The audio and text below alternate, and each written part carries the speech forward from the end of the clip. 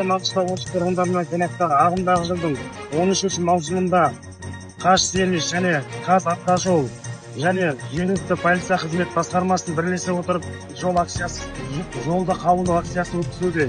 Жолда қабылдау акциясының басты мақсаты жол көлік оқиғасын алдын алу және де жүргізушіге ескерту. Жолда жүргенде жол ережесін қатаң сақтап, шектеулі жылдамдықты шамадан тыс асырмауларын ұсынайық.